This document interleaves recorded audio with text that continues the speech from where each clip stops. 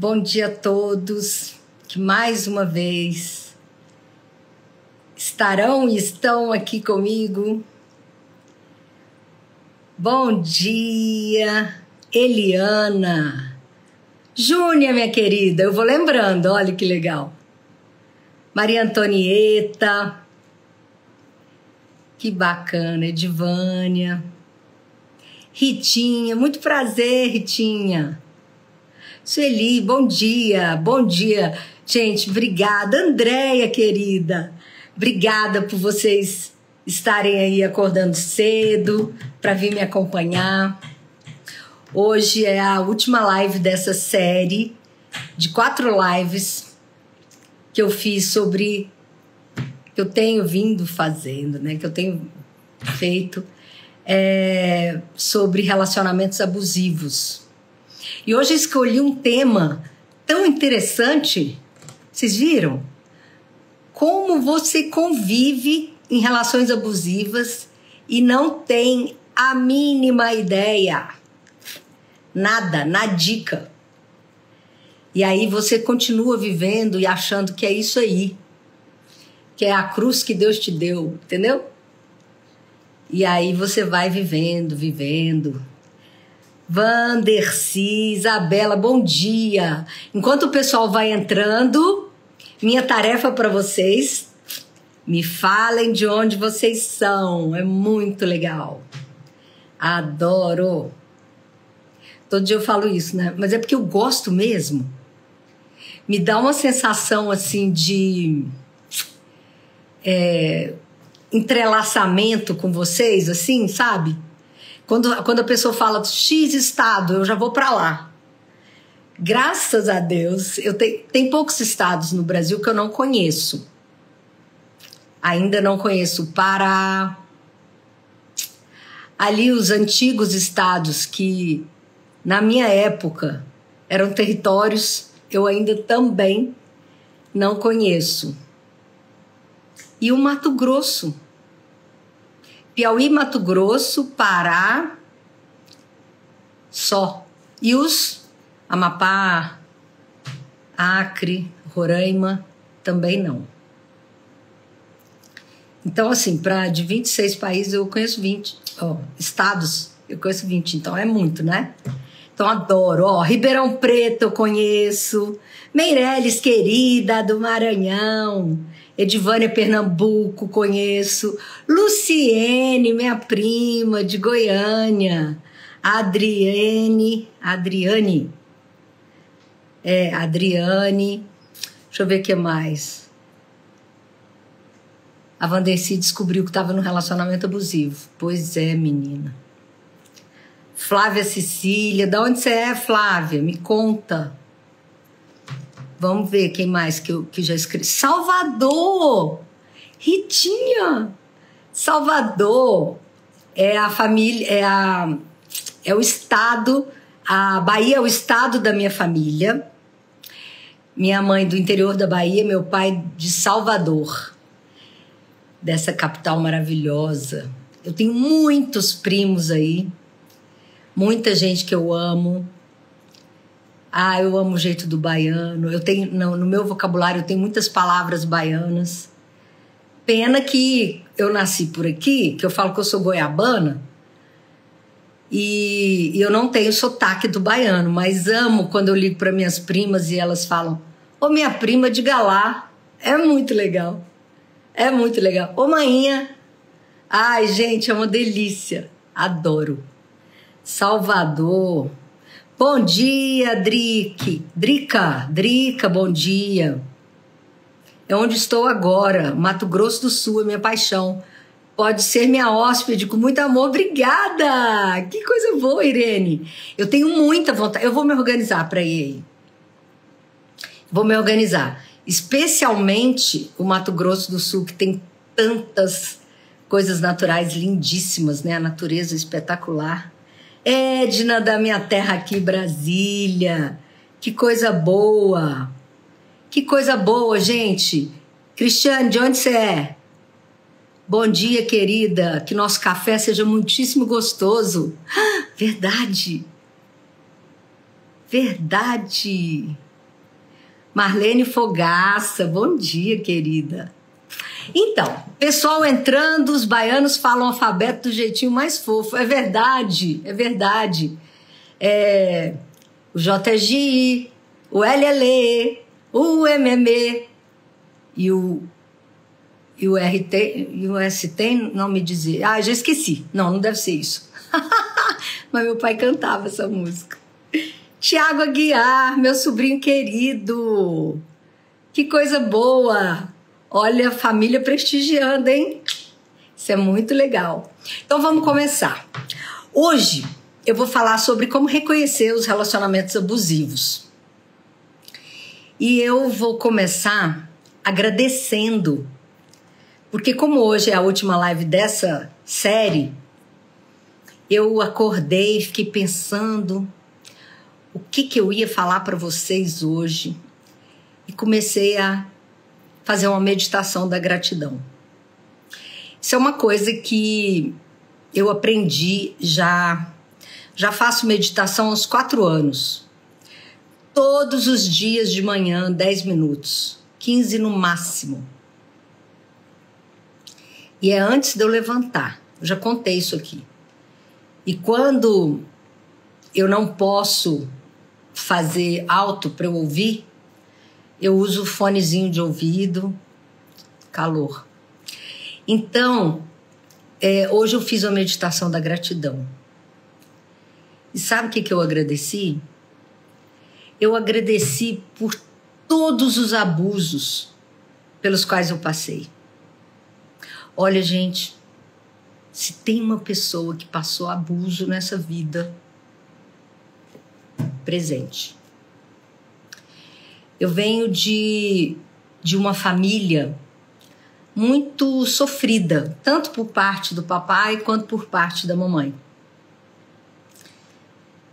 Contando assim rapidamente para vocês entenderem, a minha família materna era uma família muito poderosa, muito rica, no interior da Bahia, com meu avô sendo coronel da cidade, minha avó sendo sinhá, sabe, aquelas senhoras de fazenda, muitos empregados, inclusive alguns que eram ainda descendentes de escravos. E meu avô, na época, se apaixonou por uma daquelas moças que trabalhavam lá e teve o mesmo número de filhos que teve com a minha avó, ou seja, 11. E a minha avó, ela teve a ousadia, coragem de se separar. Eu vou chutar aqui, minha mãe devia ter uns 6 anos, mais ou menos 1935, por aí. Ela separou. Que a minha avó ainda nasceu em 1800 e alguma coisa. Lá atrás, 1890, talvez. Bom, enfim. E aí eles migraram para Goiás. Começaram do zero aqui. Com toda a fortuna que ficou lá. Meu avô deve ter dilapidado a fortuna também, com tanto filho, com tanta família, né? E isso causou uma dor enorme em toda a família. E a minha família tem um histórico de alcoolismo. Se você perguntar assim, qual é a doença que na sua família mais existiu até hoje, foi o alcoolismo. Do lado do papai, minha avó casou com 13 anos e meu avô, muito rico, poderoso, pra você ter uma ideia, lá o estádio da Fonte Nova, na Bahia, era uma grande fazenda do meu avô. Tanto é que tem uma rua lá com o nome do meu avô, nesse bairro de Brotas. E a vovó casou com ele, ela tinha 13 anos. Meu avô tinha 30, por aí. Ele já era viúvo, já tinha filhos. E assim que ele casou com ela, ela teve um filho por ano. Então ela teve 14, 15, 16, 17. Papai nasceu, ela tinha 18. Ele era o caçula. Minto. 1, 2, 3, 4. Não, isso mesmo. Ela tinha 18. Ele era o quinto filho. E aí, quando o papai fez 1 ano, com 19 anos da minha avó, ele faleceu subitamente por uma coronária aqui do pescoço, que estourou, não sei o quê. E aí ele deixou aquela imensidão de fortuna para minha avó, que era analfabeta. Vai vendo a história. E a vovó, ela preencheu muitos documentos, assinando ainda com o dedo. E perdeu tudo. Perdeu para os primeiros filhos dele, que já eram adultos.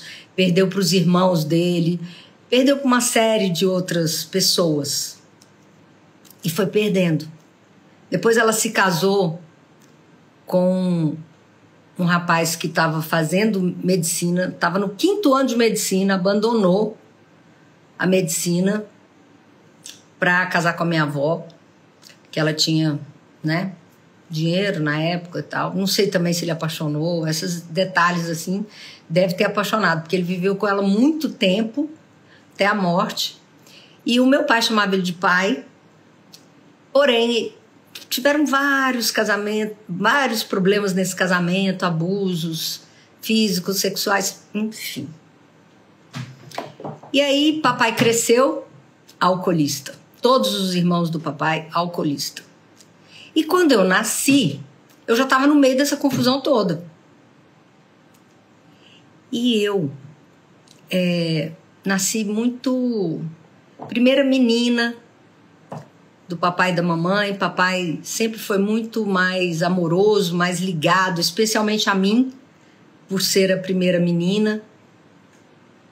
Eu achava que a mamãe tinha um certo ciúme, porque ela era muito brava comigo. Só que aí eu era criança, não entendia nada, né? Não entendia nada. E como nós ficamos muito pobres, porque a vovó perdeu tudo de cá, a outra vovó perdeu tudo de lá, quando eu nasci, a gente já era muito pobre. Eu lembro que o papai dava um lápis inteiro no começo do ano e um caderno para nós.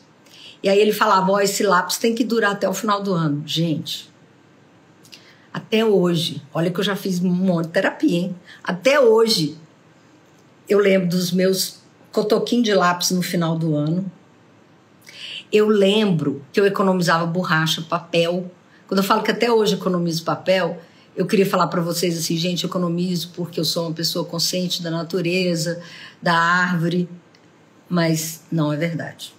Eu até sou, mas eu economizo papel, meus cadernos, eles são escritos nos mínimas pontinhas das folhas. Por que eu estou contando isso para vocês? Porque eu fui crescendo e o que eu mais queria, e aí vem a primeira regra para você entender quando é que você está num relacionamento abusivo. A primeira regra é você querer ser importante para quem é importante para você. Quando eu fiz essa frase é minha, hein? Eu fiz essa frase menina. Eu só queria ser importante para minha mãe. Porque minha mãe era importante. Ela mandava na casa. Papai, ele era desqualificado por ser alcoolista. Então as pessoas não davam moral para ele. Ele era desqualificado por ser bonzinho. Papai era muito bonzinho. Que hoje eu chamo de codependente e dependente. Papai era dependente do álcool e codependente de todos os amigos e parentes dele que trabalhavam na mesma avenida lá em Goiânia, que era a Avenida Anhanguera. Então, o que acontece? Eu queria ser importante para minha mãe. Então, se a minha mãe valorizava estudar, porque o papai não falava nada sobre isso com a gente, de fazer tarefa e tal. Ele só falava assim, minha filha, estuda para você ter uma profissão digna, uma profissão que te alavanque. Só isso que ele falava. E a mamãe pegava no pé, né? Gente, eu estudei tanto para chamar a atenção da minha mãe, só que eu não tinha essa ideia na época, né? Eu tirava medalha de honra ao mérito, eu estudava, passava, e todo mundo, Sheila, você é a melhor aluna, me elevava, e a mamãe não fez mais que obrigação, essa frase era típica, mas não tinha um sorriso, não tinha uma alegria de me ver, e eu achava que era comigo. Então, eu fui me desvalorizando, porque eu falei, gente, é comigo. Eu apanhei da mamãe muito, muito, de cinto, de fivela, de chinelo, de beliscão, muito. E hoje eu olho para trás e falo, gente, eu era uma filha muito legal na infância, porque eu era obediente, não saía de casa, entendeu? Mas de alguma forma, e a gente passava escovão na casa, limpava, arrumava a cozinha. Eu lembro que eu fazia ânsia de vômito quando eu ia lavar a panela de leite. Só que quanto mais eu me esforçava para agradar a mamãe, menos ela demonstrava afeto por mim. E eu fui crescendo com essa falta. E eu falava, gente, por que o papai bebe? Nunca consegui entender. Essa história que eu contei para vocês agora, eu fui elaborando depois de adulta, porque eu não tinha essa história. Eu nem sabia que meus tios todos eram alcoolistas, porque isso não se falava. Então, eu fui para a escola e aí, infelizmente, as crianças que se destacam, elas são muitas vezes rechaçadas, criticadas, abusadas, é a palavra, humilhadas. E aí tem uma série de abusos físicos, aquilo que eu te falei, sexuais, verbais, emocionais, de todos os nossos parentes mais velhos, que o intuito deles era cuidar da gente, eu tenho essa noção. Porque as famílias nordestinas, elas são muito unidas, né? Quando um migra, traz todos os outros, entendeu? Então, na minha casa morou minha avó, eu morei na casa da minha tia, minha mãe morou na casa da minha tia, meu pai, sabe? Mas eles tinham uma deturpação da realidade. Uma vez deixaram a porta da minha casa aberta, eu tinha 2 anos de idade. E eu saí. Simplesmente, a porta estava aberta, eu saí. E aí uma freira me achou na rua, na calçada. Aquela coisa mais fofa, porque esse valor aí a minha mãe teve. Ela me arrumava com uns vestidinhos assim, engomadinhos, sapatinho com meinha, sabe? Que apesar da gente ter sido de uma família muito humilde, nessa época que a mamãe casou com o papai, eles moravam na casa dessa minha tia, que tinha um poder aquisitivo melhor. Então eu sempre brinquei que ela era minha mãe 2, e por isso a filha dela me odiava, porque a minha tia me tratava muito bem. Durante muitos anos eu considerei minha tia minha mãe. Era como se a minha mãe eu tivesse que cuidar, porque eu achava minha mãe muito frágil. Minha mãe era magrinha, assim, anoréxica, bem magrinha. Sofrida nesse casamento, deprimida. Então eu tinha que cuidar da minha mãe. Eu inventei isso na minha cabeça com 6 anos, 7 anos, 8 anos. Minha mãe me levou para ver meu pai traindo ela. Acho que ela não tinha com quem me deixar. Eu tinha por aí uns 7 anos também. Então assim, eu fui assistindo coisas e percebendo, isto é abusivo para as crianças. Só que nós, pais, fazemos essas coisas sem saber que é abuso. E aí hoje, quando eu agradeci a Deus por tudo que eu vivi, eu falei, meu Deus, eu vivi tudo isso, E eu tô contando aqui, gente, vamos falar a verdade, acho que 0,5, porque eu nem cheguei no 12, no 13, no 15, no 20, no 30. Que eu sou um caso típico de livro. Filha de alcoolista, acaba casando com alcoolista. E foi exatamente o que eu fiz. Quando eu descobri isso, eu lembro que eu estava em pé, eu sentei, de susto que eu levei. Falei, meu Deus, eu sou um caso típico de livro. E graças a tudo isso que eu vivi, eu posso hoje estar aqui ajudando pessoas que foram e são abusadas. Porque eu posso dizer que eu sei o que é um sofrimento por um abuso emocional, psicológico, físico, sexual. Eu sei. Eu vivi isso. E foi assim que com 15 anos, eu já contei aqui em outra live, que eu virei a ficha, que eu achei que eu ia ser uma engenheira, sei lá, uma médica, uma física. Eu falei, eu vou ser psicóloga. Primeiro eu quero entender por que essas coisas acontecem. Da onde a gente vem? Para que a gente está aqui? Depois, eu queria também, em segundo lugar, me curar. Queria curar aquela dor que eu sentia. Só sabe quem sente. Vou falar a verdade. É uma dor avassaladora. E hoje de manhã, eu agradeci a Deus por eu ter sentido essa dor. Eu não estou falando aqui de bonitinha para vocês, não. Estou falando de coração mesmo. Eu senti essa dor. Foi tão horrível.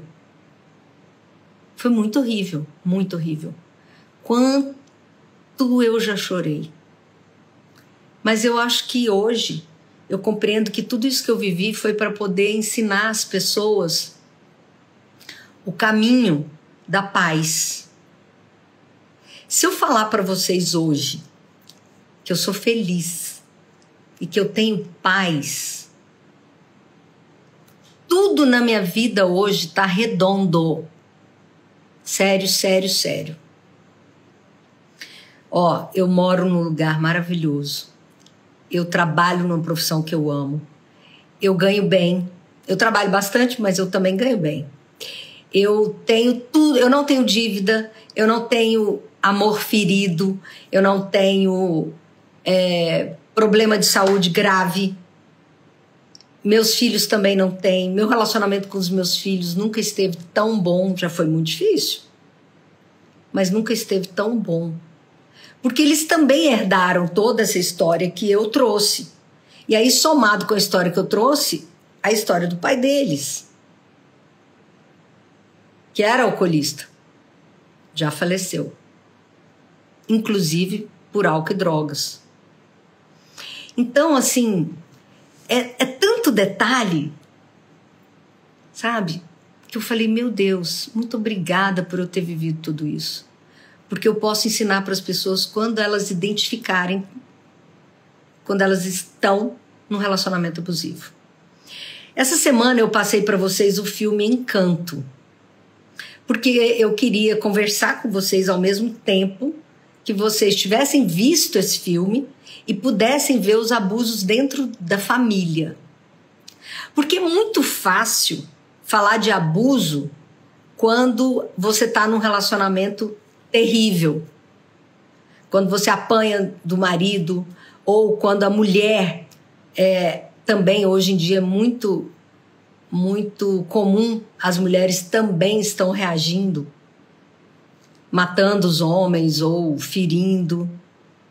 Tem muito homem hoje que perdeu a essência da masculinidade, virou banana e também são muito humilhados pelas mulheres.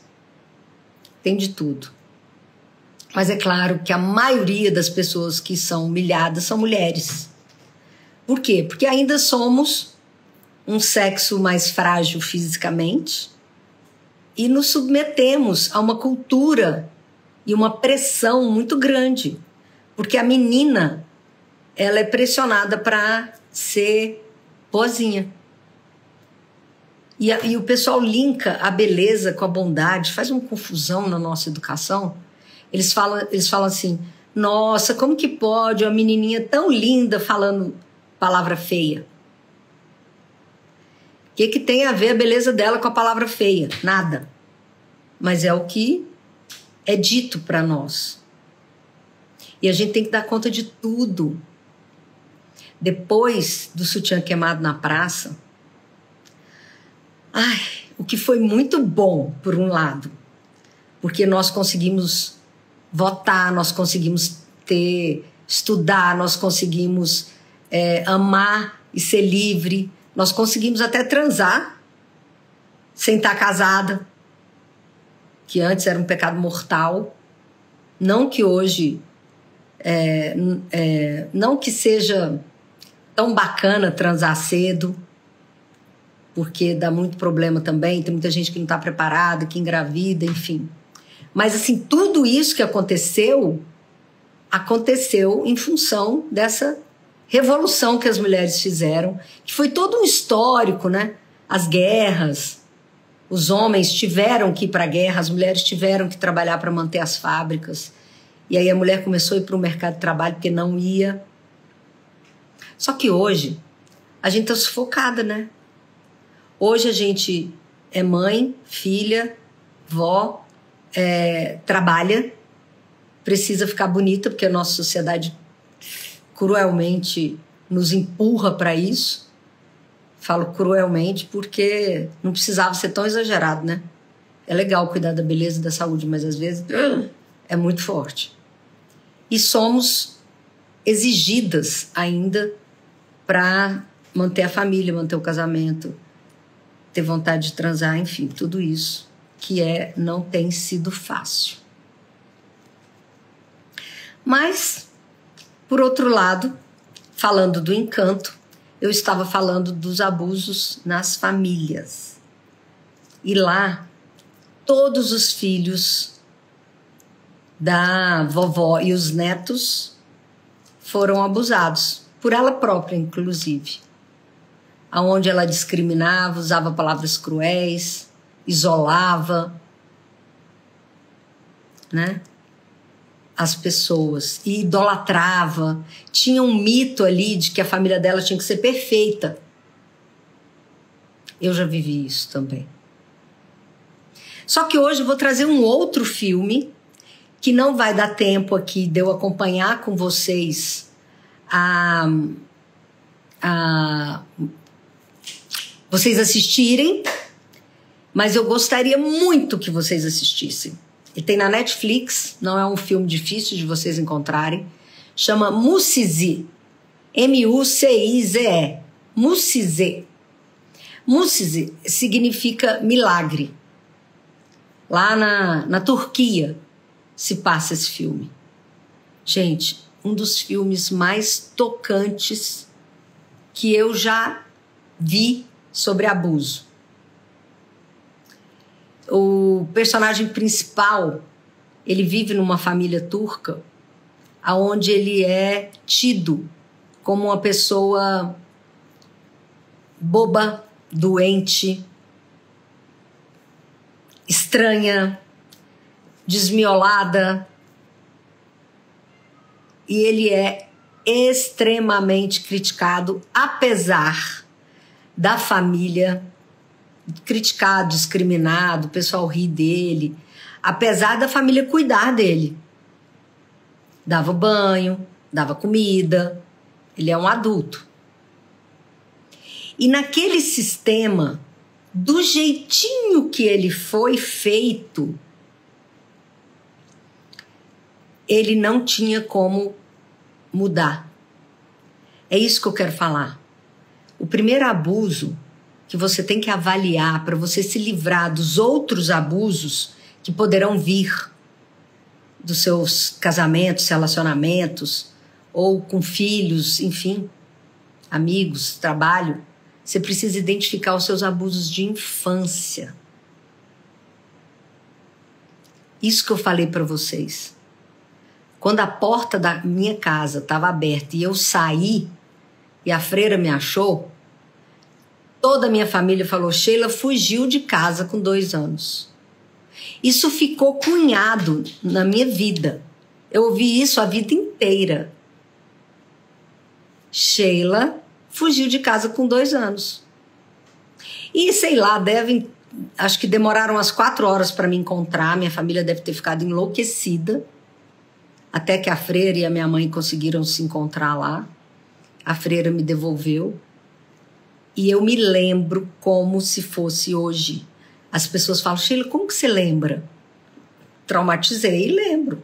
Eu lembro da porta da casa da minha tia, que era de vidro com ferro, aonde eu morava. E eu lembro do papai. Então, assim, eu não vejo a figura dele, mas eu vejo um homem alto, não vejo o rosto dele, assim, quando vem a lembrança. E de uma palmatória que o papai pegou e, ó, na minha mãozinha. Depois que eu fiz terapia, que eu analisei toda a minha história e tal, eu falei pra ele, papai, como é que você conseguiu dar palmatória num bebê de 2 anos? Aí ele, filha, não te bati não, só dei uns bolinhos na sua mão pra te assustar, pra você não sair de novo. Eu vou falar pra vocês, ele estava errado? Quem sou eu pra falar que ele estava errado? Mas ele não tem ideia do que isso causou em mim. Se eu lembro até hoje, gente. Eu olhava assim, falava, meu Deus, olha o tanto que eu sou má. Eu saio da minha casa, eu abandono a minha casa e eu deixo todo mundo desesperado.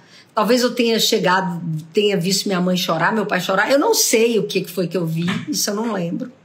Eu só lembro que foram o bolo na mão da palmatória e o tapa na bunda de fralda. Pra eu ir pra dentro. Vai pra dentro, vai pra dentro. Ninguém me abraçou, ninguém me beijou. Ninguém falou, a gente te ama, a gente ficou preocupado.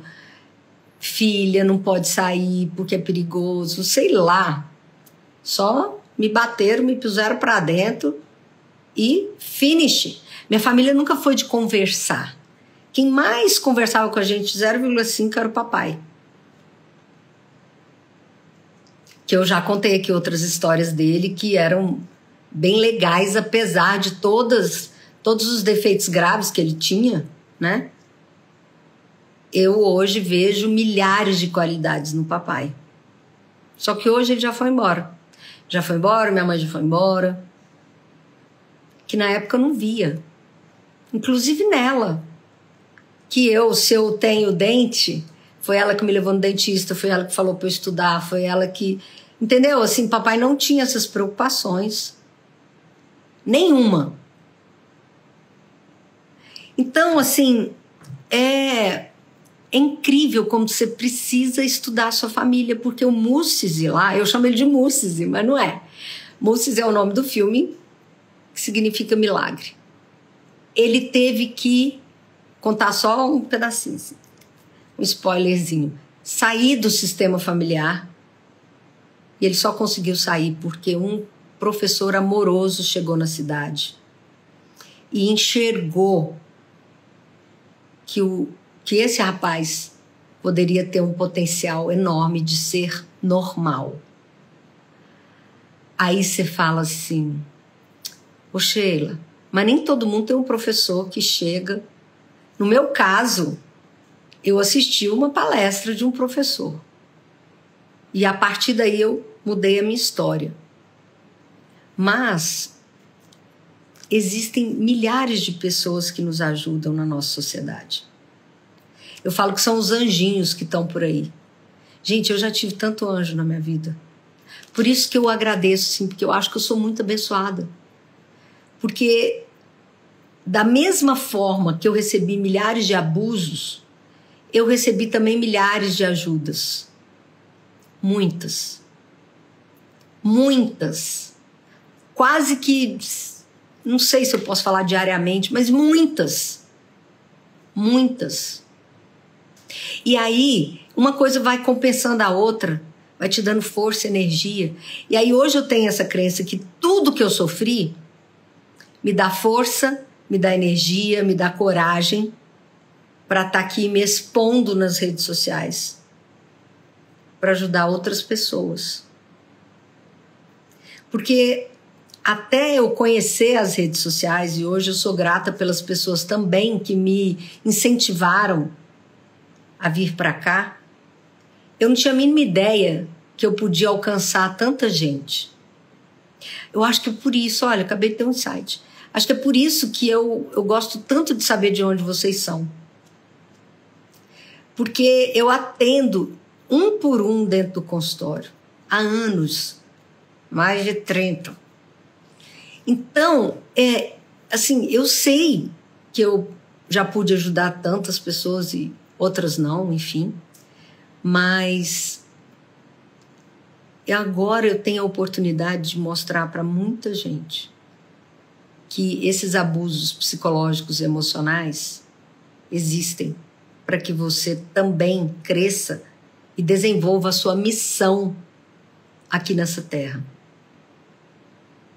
Porque Viktor Frankl, que eu falei ontem, ele foi um psicólogo que viveu no campo de concentração nazista e ele falou que ele citou uma frase do Nietzsche que falava assim: quem tem um pra que viver suporta quase qualquer como. Essa é a frase do Nietzsche. Traduzindo, quem tem um pra que viver suporta tudo. Lá dentro do campo de concentração, ele tinha um pra que viver. Ele queria reencontrar a esposa dele, a Tilly, foi a primeira esposa dele, e ele queria viver para ensinar para as pessoas o quanto você pode sobreviver apesar do sofrimento. Ele erradicou o suicídio em Viena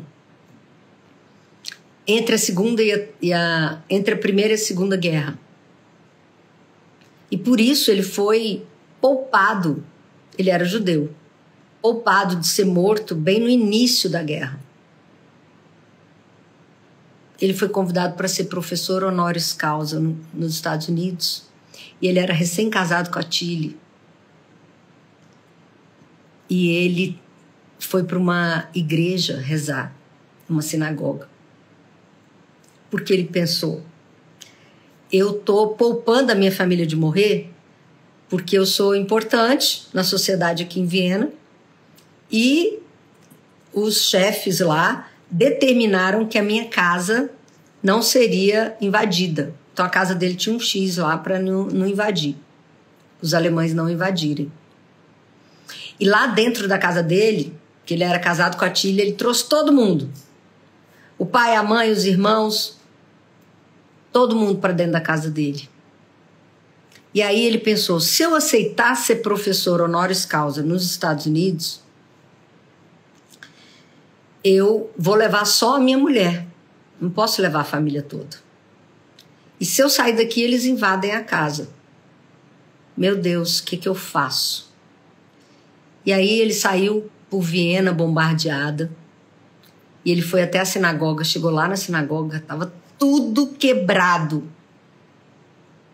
E aí ele orou a Deus e falou assim, meu Deus, me dá uma resposta.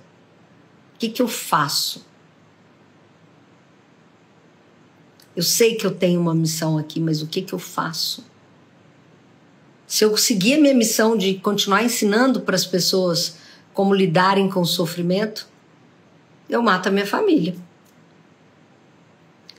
E aí ele orou, pediu uma resposta a Deus e tinha uma pedra, várias pedras. Ele pegou uma pedra e foi brincando com a pedra, assim, jogando para o alto até chegar na casa dele. Quando ele chegou na casa dele, eles estavam ouvindo no rádio, naquela época tinha aqueles rádios grandes, sobre a guerra. E ele pegou a pedra, colocou em cima do rádio e entrou para jantar. Quando o pai dele foi lá, virou a pedra, tinha o símbolo romano do mandamento. Honra teu pai e a tua mãe para que se prolongue os dias na terra. Aí ele falou, filho, olha aqui, você trouxe a pedra do mandamento X. E aí ele entendeu que aquela ali era a resposta que Deus deu para ele. E o que aconteceu? Ele não foi para os Estados Unidos.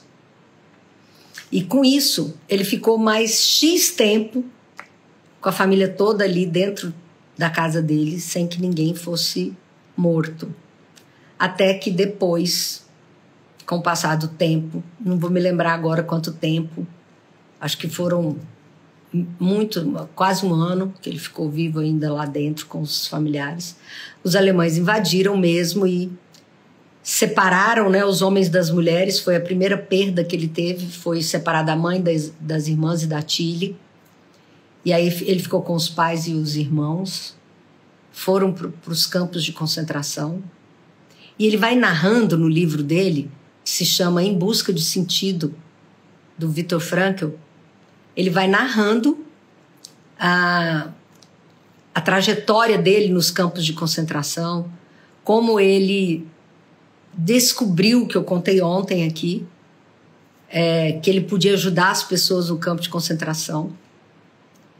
Até que um dia eles foram convidados a tirar toda a roupa, tirar tudo, eles ficavam nus e iam para outro campo de concentração. Assim lhe foi dito.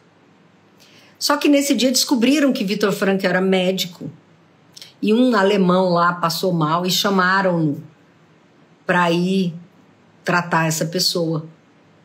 E aí ele perdeu de entrar no ônibus que estava indo, caminhão, que estava indo o pai e os irmãos dele para o outro campo. E ele chorou copiosamente porque se afastou do pai e dos irmãos. Quando ele soube depois que aquele caminhão estava indo para a câmara de gás.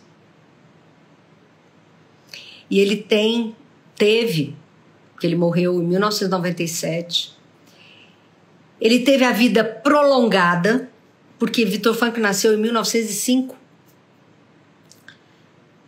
porque realmente ele cumpriu o mandamento, honra teu pai e tua mãe para que se prolongue os seus dias na terra. Ele conseguiu sair do campo de concentração, ele conseguiu sair de Auschwitz. Ele não morreu. Ele ajudou ainda milhares de pessoas. Eu tive a honra de conhecê-lo. Aqui no Brasil, aqui em Brasília, ele esteve em 1986. Eu era estudante, eu estava terminando a psicologia. E ele foi no Rio Grande do Sul. E ele foi ovacionado no Rio Grande do Sul e chegou o prisioneiro, número tal, porque ele tinha, né, tatuado aqui o número dele na prisão. E ele foi tão ovacionado no Rio Grande do Sul, porque lá realmente a colônia alemã é muito grande. E aí, quando ele desceu do avião no Rio Grande do Sul, gente, ele encontrou a irmã da Tilly, cunhada dele, que quando ele saiu do campo, ele procurou pela Tilly, pela mãe, pelos irmãos, nunca encontrou uma notícia. O que nós deduzimos que eles teriam sido mortos, e como aqueles milhares de corpos que eles jogavam, aquela cena horrível, e não conseguiu identificar.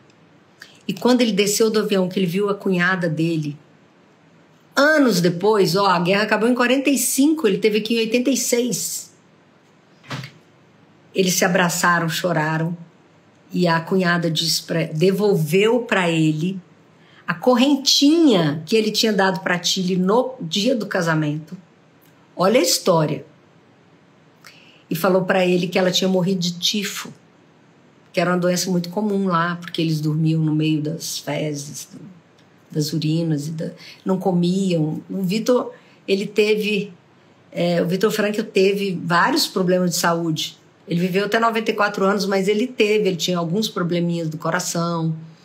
Pensa, ele ficou anos sem escovar dente, sem cuidar da saúde dentária, perdeu dente. Ele tinha vários problemas. mas ele foi guerreiro. E ele viveu até os 94 anos e ajudou milhares de pessoas, inclusive a mim. Porque ele falou assim, se você sofre relacionamentos abusivos, dê um sentido para a sua vida através desse sofrimento. Oi? Ele falou, tem 3 jeitos de você dar um sentido à vida. Encarando o sofrimento com dignidade e perguntando para você o que eu tenho que aprender com esse sofrimento? O que eu preciso melhorar como ser humano?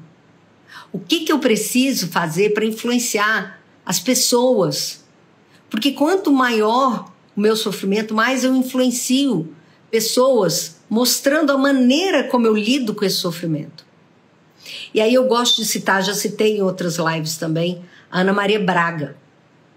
Quando ela teve um câncer, que ela foi acho que foi pro Einstein, São Paulo, fazer quimioterapia, foi a época que o Einstein mais teve cura de câncer. Porque ela ia lá para a sala de quimioterapia, ela ia toda linda e arrumada. Ela punha aqueles carequinha, ela punha os lenços bonitos, ela maquiava. E ela chegava lá, ela animava as pessoas, porque, vamos falar a verdade, ela é divertida. Ela é inteligente, ela se posiciona e ela tem uma risada muito gostosa, né? Além dela ser uma pessoa pública, importante, então era chique a pessoa chegar em casa e falar assim, vocês não sabem com quem que eu estou fazendo tratamento, com a Ana Maria Braga. E aí, muitas pessoas começaram a ter prazer em ir lá fazer o tratamento. Então, a Ana Maria, com essa doença dela, ela influenciou milhares de pessoas a quererem se curar, porque ela se curou. Ela foi atrás. Ela quis. Assim como eu cito outra pessoa pública que ele está vivo aí, o Lars Grael. Ele era campeão mundial. Um cara conhecido no mundo inteiro. Perde a perna num acidente na água. Que ele era campeão na água. Como que isso pode acontecer, meu Deus, com uma pessoa dessa? Que tinha conhecimento. Foi um acidente, foi uma fatalidade. E por causa desse acidente, depois ele foi convidado para ser ministro do esporte. E depois ele fez inúmeras benécias para a nossa sociedade. No Rio de Janeiro ele tem equipes que colocam deficientes para velejar. E o esporte ajuda muito a saúde emocional, muito. Ele fez as leis para os deficientes físicos trabalharem no serviço público, para termos a cadeira especial do deficiente, o estacionamento deficiente. Não tinha nada disso antes dele, aqui no Brasil. Então, minha gente, o recado que eu quero deixar para vocês hoje é que assim como Viktor Frankl conseguiu usar o seu sofrimento para ajudar milhares de pessoas, cada um de nós que passa por situações complicadíssimas, entendam que vocês têm uma missão. Se lhe foi dado esse sofrimento, é porque você precisa aprender alguma coisa. E talvez, a partir disso, você possa contribuir com milhares de pessoas. E se você não contribuir com milhares, na sua própria casa você pode influenciar pessoas. Na minha família, tem um monte de psicólogo. Eu fui influenciada por alguém, eu influenciei outras pessoas. E assim vamos. Então, assistam Músese. Vejam como ele era abusado nessa família. Porque é isso que eu falo para você. o abuso explícito é muito fácil da gente reconhecer. Entendeu? Você apanha, você é estuprada. É muito fácil saber que você está num relacionamento tóxico. Mas quando você é abusada por pessoas que você ama, e no dia a dia, abusos sutis, é mais complicado. Eu atendi uma família que o rapaz, ele foi criado numa família que os pais eram completamente Joe. Sabe o que é Joe? De outro planeta? Legalize. Uhul. Completamente Joe. E ele foi criado criando. Um ajuda aqui, outro ajuda ali. Põe na casa da avó, põe na casa do tio. E vai indo. Vai vivendo. Põe na escola. Mas sem a mínima orientação. Como os pais usavam droga, por óbvio, ele também usava. Ele sofreu e se permitiu viver vários abusos. Os abusos sexuais que ele teve, ele buscou. Ele ia lá na casa da pessoa, tipo assim, me abusa. Entendeu? Inclusive, já lembrei de outro filme. Chama Livre. Tá na Netflix também. Livre. Só isso o nome do filme. Ela também era muito bem casada, o marido gostava dela, mas ela tinha uma vida sexual promíscua para se ferir, para se machucar, em função da história da família, do que ela vivenciou na infância. Então, é muito significativo você estudar a sua história. Acho que minha missão aqui hoje, nessa live, é falar para vocês isso. Estudem a sua história. Veja os comportamentos dos seus avós, quem foram eles, o que eles fizeram, de bom, de ruim. Veja os comportamentos de todos os seus tios e tias, por pai de mãe, por pai de pai. Sabia que a gente puxa geneticamente, fisicamente e emocionalmente mais tios e avós do que pai e mãe? Faça uma correlação assim na sua família. Qual é o perfil das mulheres da minha família da mamãe? Qual o perfil das mulheres da família do papai? E dos homens? Você vai descobrir que se um marido bate na mulher, por exemplo, você vai estudar a história de família dele, você fala, meu Deus, o pai dele batia na mãe, ou o avô batia na avó, ou tem um tio violento. A gente tem uma tendência a repetir história familiar. Então, mais uma vez, eu quero agradecer, em primeiro lugar, a Deus que sempre abre as portas, a todos os milagres e os anjinhos que apareceram na minha vida, inclusive aqueles que me fizeram mal, e que eu sou grata por eu ter essa força dentro de mim, que eu devo ter tirado exatamente do sofrimento, que era uma das formas de descobrir o sentido da vida. Através do sofrimento, através do amor e através dos valores da vida, valores naturais, espirituais, a arte, a música, a natureza, o nosso lado espiritual, a nossa necessidade de crença num ser superior, num para que eu estou aqui nessa vida.